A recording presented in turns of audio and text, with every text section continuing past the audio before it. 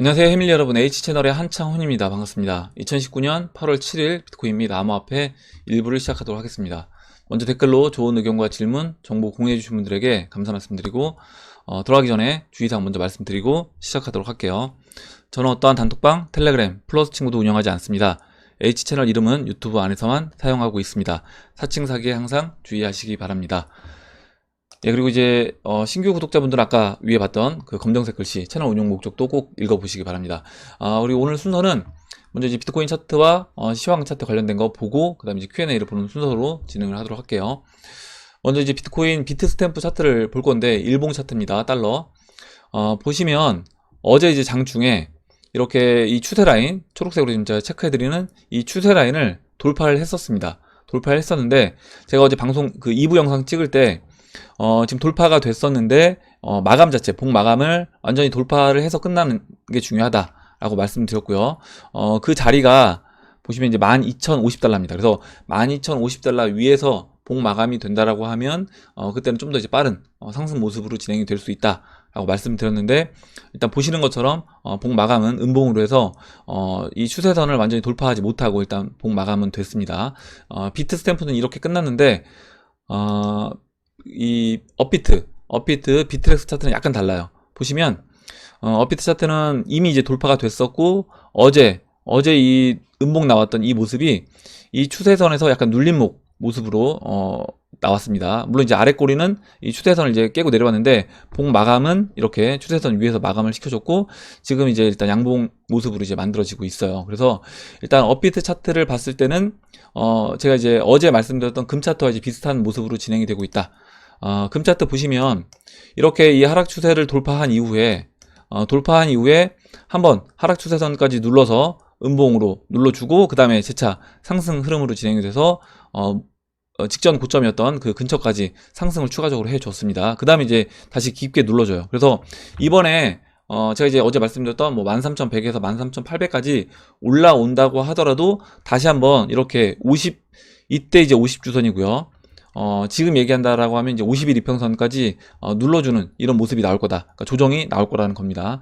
나올 확률이 높아요. 뭐 100%는 아니겠지만 나올 확률이 높다. 그리고 이런 조정을 보이고 다시 반등해주고 이런 과정을 거치면서 단기 이평선을 역별되어 있는 단기 이평선을 풀어주고 그 다음에 재차 상승하는 그림으로 진행될 수 있다라고 보시면 됩니다.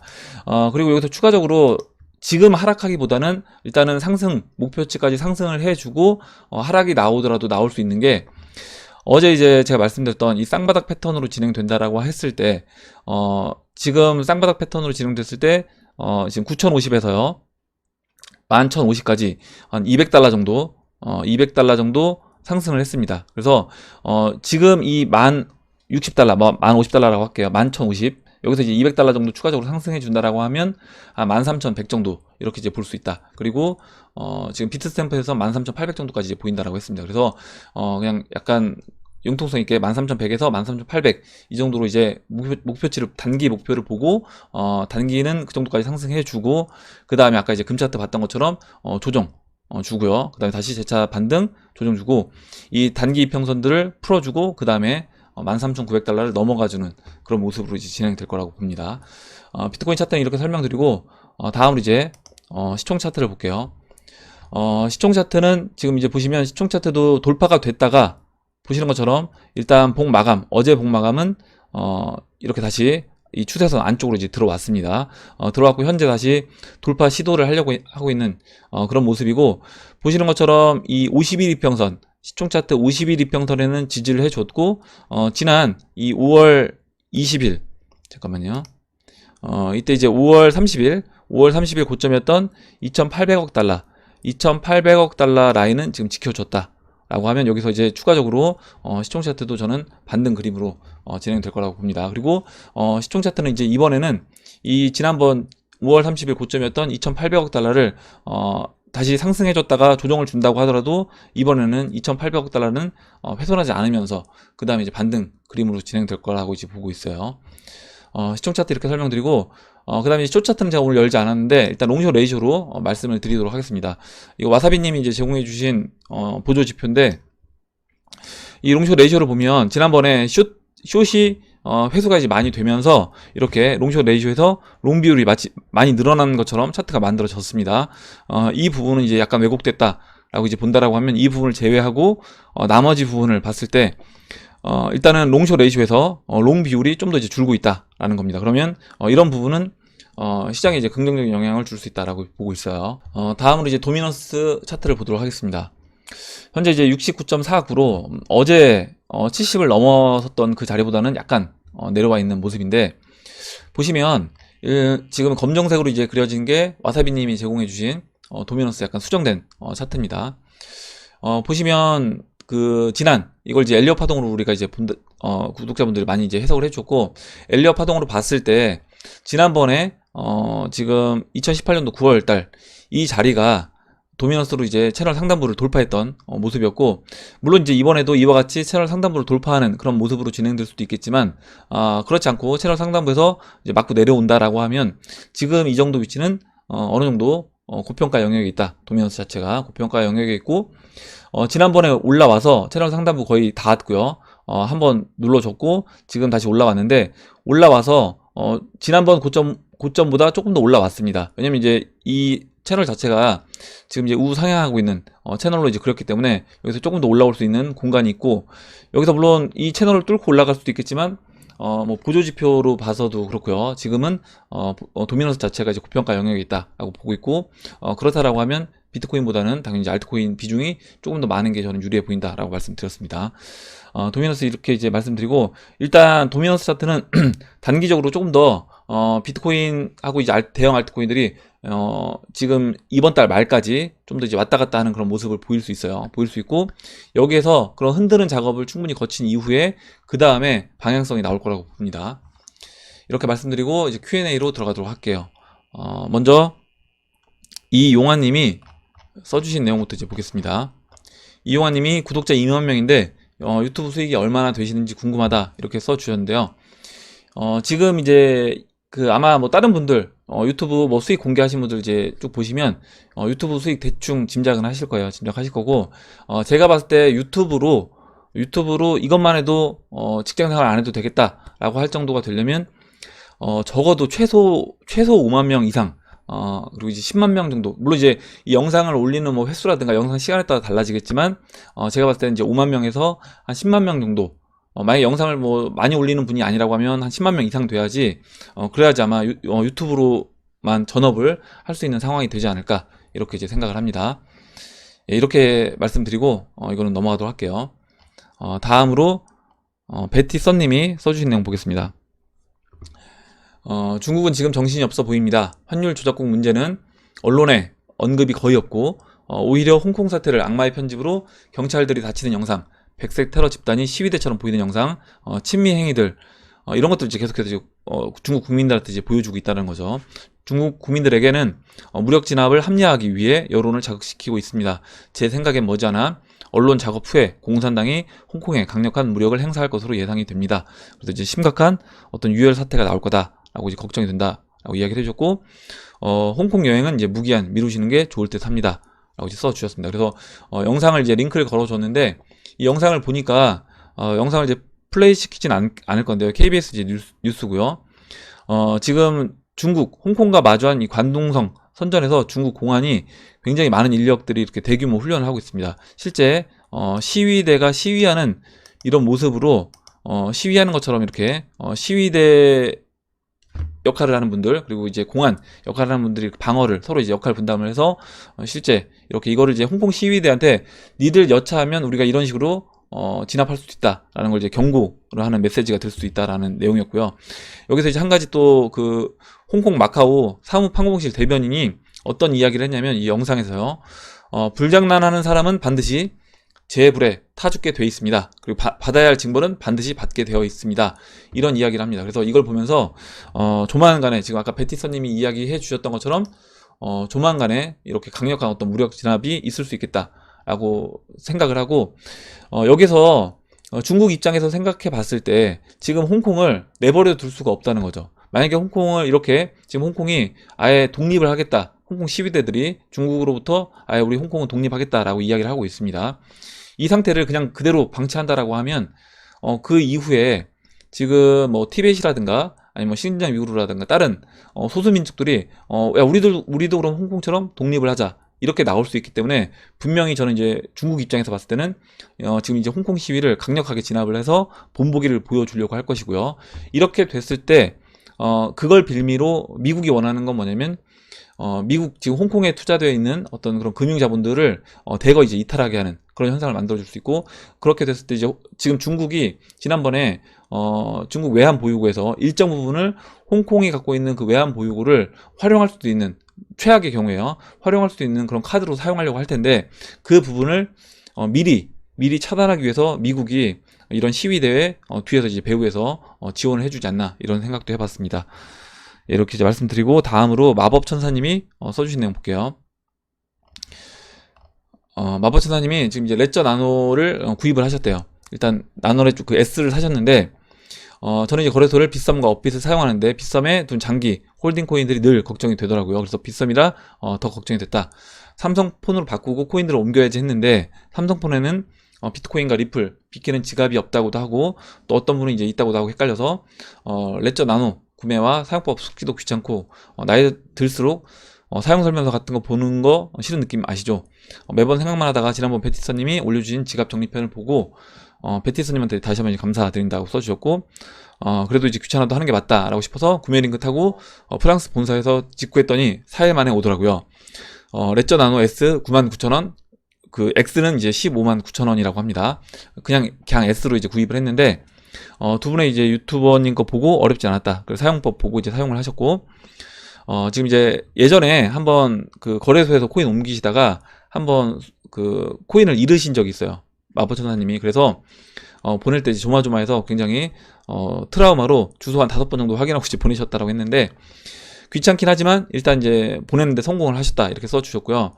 보면 밑에 이제 리나님이 저도 이제 구매만 하고 무서워서 사용 못하고 있다라고 해주셨는데, 일단 그 수수료가 들어가더라도요, 처음에 소량으로 수수료를 날린다고 하더라도 테스트를 몇 번 해서 어느 정도 숙달될 때까지 테스트 해 보시고, 그 거래소에서 지갑으로 옮기시는 거 먼저 테스트하고 다시 지갑에서 거래소로 옮기는 거 해 보신 다음에 내가 이거 분명히 이 방법을 숙지했다 라고 생각이 드실 때 그때 원래 옮기기로 했던 그 나머지 금액을 다 옮기시는 게 좋습니다. 그래서 한번 테스트를 한두 번, 내가 이걸 익숙치 않다라고 하시는 분들은 한 번이 아니라 한 2번 정도 추가적으로 더 해보시고 그 다음에 나머지 금액을, 전체 금액을 옮기시면 좋을 것 같아요. 다시 한번 이제 축하드리고 다음 보도록 하겠습니다. 다음으로 이제 잠부나무님이 써주신 내용 볼게요. 중국이 환율 방어를 위해 5조 원을 풀었고 즉시 비트코인이 하락했다고 합니다. 그 말은 중국 환율 대 비트코인이 성립됐다는 거겠죠. 이장님 말씀처럼 중국이 계속 돈 풀기는 불가능하고 트럼프와 비트코인이 협공이 더 유리해 보입니다. 이렇게 보니 비트코인은 미국과 트럼프의 최고의 아군인 것이 맞는 것 같습니다. 이렇게 이야기를 해주셨는데, 지금 관련된 이제 기사를 하나 볼게요. 어제 기사인데 중국 환율 조작국 지정되자마자 환율 안정 조치를 내놓았다. 그래서 제가 이제 서두에 말씀드렸던 것처럼 환율 안정 조치를 내놓고 그리고 이제 미국 증시가 반등을 했습니다. 아마 이제 그 부분에서 반대로 지금 비트코인이 조정을 받았다고 보는데, 이게 근본적인 조치는 아니다라는 거고요. 미중 무역 전쟁, 그리고 이제 지금 환율 전쟁으로 넘어간 이런 전쟁이 이게 이런 뭐 환율 안정 조치로 인해서 마무리가 될 수는 없는 겁니다. 그렇다라고 하면 이런 일시적인 조치는 일시적인 처방밖에 될 수 없고 근본적인 치료는 되지 않는다라고 보고 있어요. 미국 재무부가 전격적으로 중국을 환율 조작국으로 지정하자마자 중국이 곧바로 환율 안정 조치를 내놓았습니다. 그래서 다소 안정되는 이제 모습이 나왔는데, 여기서 이제 한 가지 제가 이제 예전에 와사비님이 올려주신 차트를 하나 이제 보여드릴게요. 뭐냐면 그 중국의 위안화와 중국 위안화 이 CNY와 CNH가 있습니다. 이 CNH는 역외, CNY는 역내예요. 그래서 역외와 역내, 그러니까 홍콩에서 이루어지고 있는 중국 위안화의 어떤 환율, 그리고 그 중국 내부에서 이루어지고 있는 위안화의 확률이 약간 차이가 있습니다. 차이가 있는데 이 위안화 환율 차이가, 이거 스프레드 지금 CNH에서 CNY를 뺀 거예요.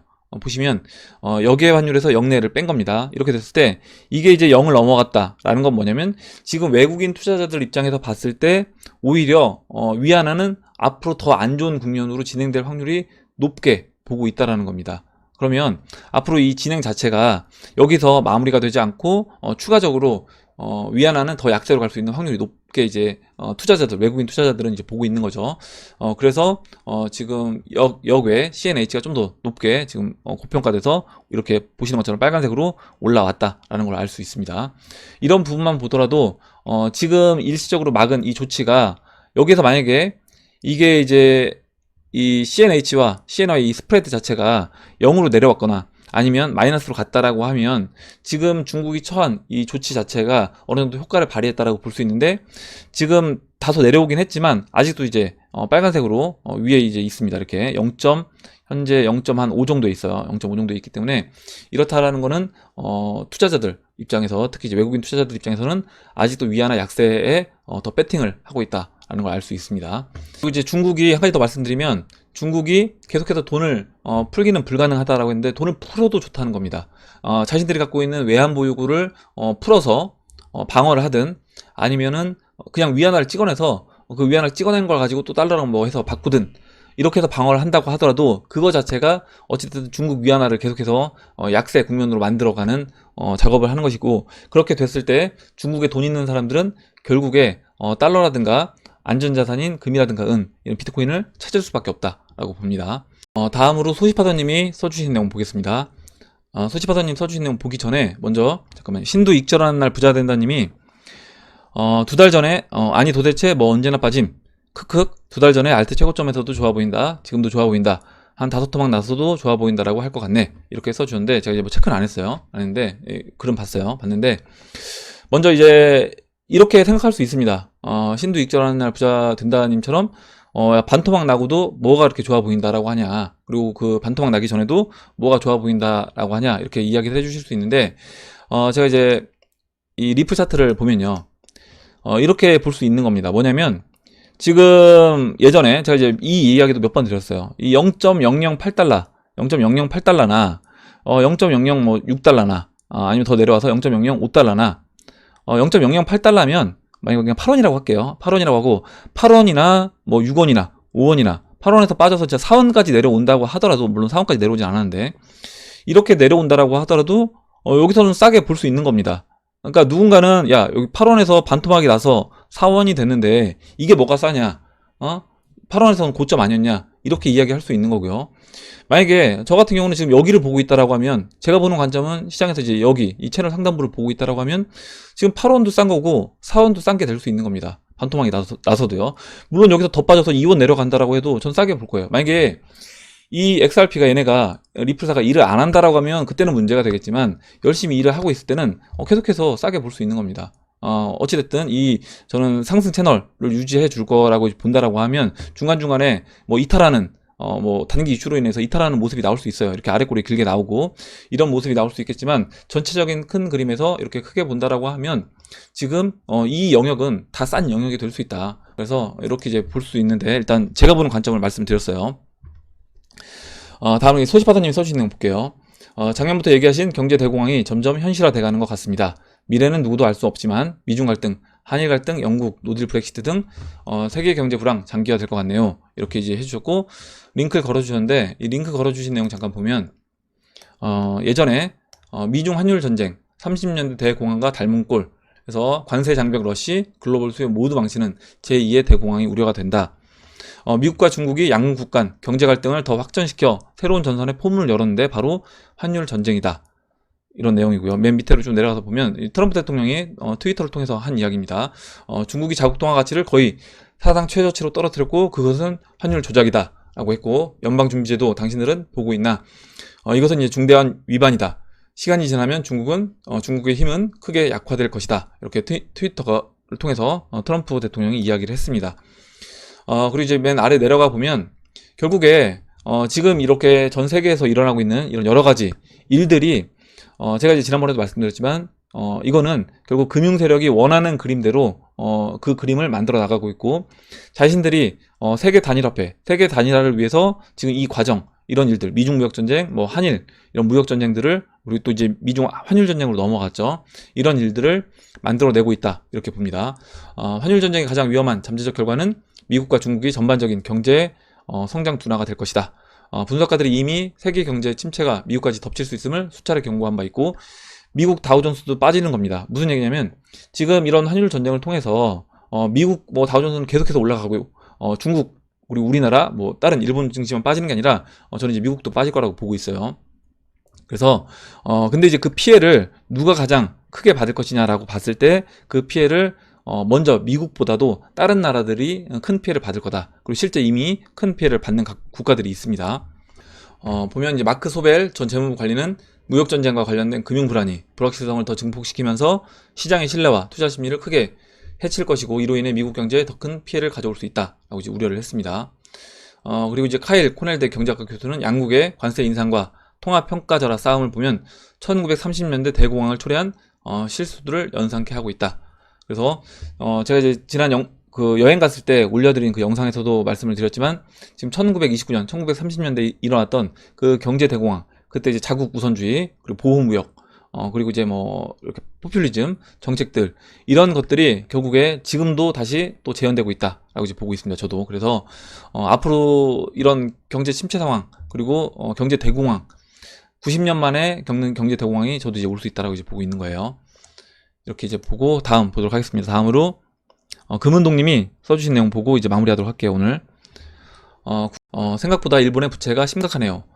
GDP 대비 부채 비율도 단연 1위이고, 통계에는 중국 부채가 1.7경으로 잡혀있지만 이보다 더 많을 것으로 추측을 합니다. BOJ도 국채 매입 여력이 없다고 하는데, 아베가 수출 규제, 소비세 인상 등 여러 가지로 자충수를 두는 것 같네요 라고 써주셨고, 일단 지금 한일 무역전쟁이 벌어지고 있는데, 이 부분에서 당연히 일본도 타격을 받을 겁니다. 우리나라도 타격을 안 받을 수 없는 거예요. 지금 미중 무역전쟁이 두 군데 다 미국과 중국에 둘 다 이제 피해를 줄 수 있다라고 말씀드린 것처럼, 저는 한일 무역전쟁도 두 나라 둘 다 이제 피해를 줄 수밖에 없다라고 봅니다. 여기에서 어느 나라가 피해를 덜 보는 방향으로 진행을 할 것인가 라고 이제 그게 이제 중요하다라고 이제 보고 있고, 그리고 국가 정책을 우리가 이제 결정할 수 없다라고 하면 각자 개인들은 어떻게 생존해 나갈 것인가, 저는 이제 이게 중요하다. 제가 방송에서 말씀드리고 싶은 건 뭐냐면, 우리가 각자 생존에 길을 준비를 해야 된다라는 겁니다. 정부가 우리를 뭐 구제해 줄 수 있는 그런 상황이 안 될 수 있기 때문에 그 부분에서 각자 생존해야 된다라는 걸 말씀드리고 싶고, 일단 일본 빚의 성격에 대해서는 지난번에 이제 말씀드렸어요. 뭐냐면 약간의 차이가 성격이 다르다 라고 이제 말씀을 드렸는데, 일본 빚 같은 경우는 보시면 국채를 누가 쥐고 있느냐에 따라 약간 달라지는데, 일본 정부가 발행한 국채 거의 대부분 95% 가량을 일본 국내 투자자들이 쥐고 있는 겁니다. 그리고 이제 수익률이 1, 2%밖에 안 되는 저금리의 이제 일본 국채이기 때문에 외국 투자자들 입장에서는 메리트가 없다는 거죠. 그래서 일본 국내에서 거의 대부분의 일본 국채가 소비가 된다. 이렇게 이제 본다라고 하면, 아까 이제 그 봤던 잠깐만요.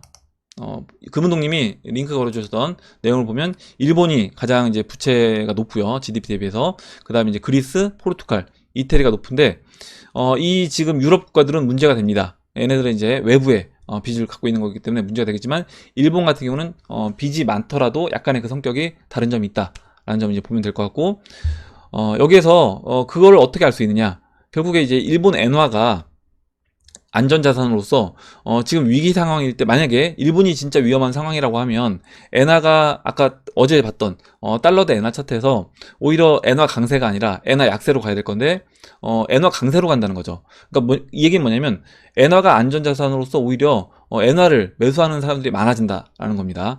그렇게 봤을 때는 일본 국채의 이 GDP 대비 빚이 약간 성격이 다를 수 있다, 이렇게 이제 보고 오늘 여기까지 하고 이제 마무리하도록 하겠습니다.